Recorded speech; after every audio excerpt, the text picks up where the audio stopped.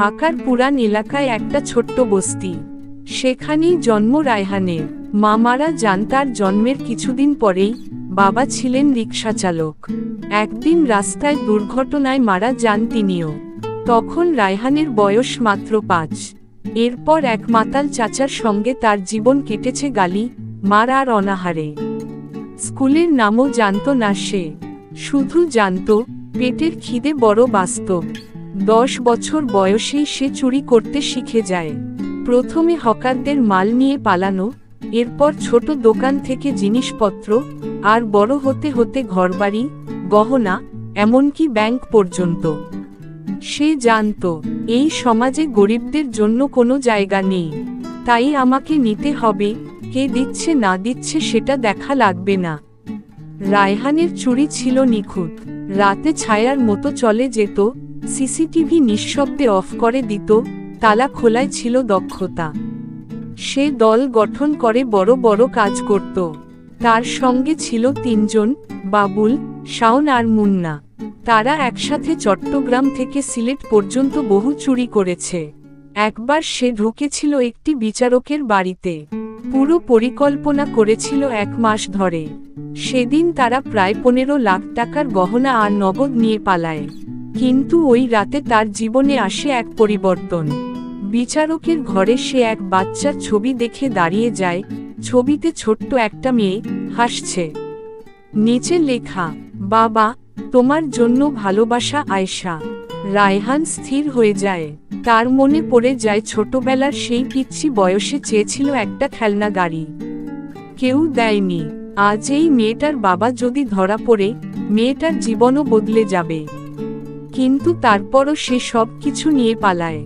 এরপর থেকে রায়হান বদলে যেতে থাকে ধীরে ধীরে। সে চুরি করে ঠিকই, কিন্তু কিছু টাকা করে গরিবদের দিয়ে আসে। নিজেকে বলে, আমি ভুল করছি, কিন্তু কিছু ভালো তো করছি। এই দ্বিধা ও দুর্ভাবনার মধ্যে একদিন সে গিয়ে পড়ে পুলিশের ফাঁদে। মুন্নার বিশ্বাসঘাতে সে ধরা পড়ে যায় এবং তাকে 7 বছরের কারাদণ্ড দেওয়া হয়।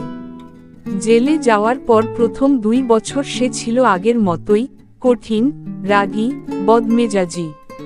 কিন্তু একদিন জেলে আসে এক এনজিও কর্মী, যিনি কয়েদিদের শিক্ষাদান করেন। তার নাম ছিল তানিয়া। তানিয়া তাকে জিজ্ঞাসা করে, তুমি কি সারা জীবন চোর হয়েই থাকবে, নাকি বদলাতে চাও? এই প্রশ্নটাই তার ভেতর আলোড়ন তোলে। জেলে থেকেই সে লেখাপড়া শুরু করে। প্রথমে অক্ষর চিনে, এরপর লেখে। কিছুদিন পর সে কবিতা লেখে, নিজের গল্প লিখে। সেই তানিয়া একদিন তার লেখা নিয়ে যায় পত্রিকায় ছাপানোর জন্য। নাম প্রকাশ না করলেও এক চোরের জীবন শিরোনামে সেই লেখা ভাইরাল হয়। সে তখন নিজেকে বলে, আমি শুধু চোর না, আমি একজন মানুষ।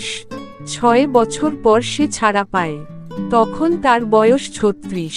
সে আর চুরির পথে না ফিরে যায় এক মাদ্রাসায়, যেখানে সে কাজ নেয় নিরাপত্তার দায়িত্বে। এরপর স্থানীয় শিশুদের পড়াতে শুরু করে, কারণ জেলে থাকাকালীন সে হাই স্কুল লেভেলের সব কিছু শিখে ফেলেছিল। প্রথমে সবাই তাকে অবিশ্বাস করেছিল। পাড়ার লোকজন মুখ ঘুরিয়ে যেত, কেউ কেউ বলতো, চোর মানুষ, আবার ভালো হবে। কিন্তু রায়হান থেমে থাকেনি। ধৈর্য ধরে কাজ করে গেছে। ধীরে ধীরে শিশুরা তার কাছে পড়তে আসে, গরিবের ছেলেমেয়ে তার কাছে বিনা পয়সায় পড়াশোনা করে। একদিন তার সেই এক চোরের জীবন লেখাটি জাতীয় পত্রিকায় প্রকাশ হয় নামসহ।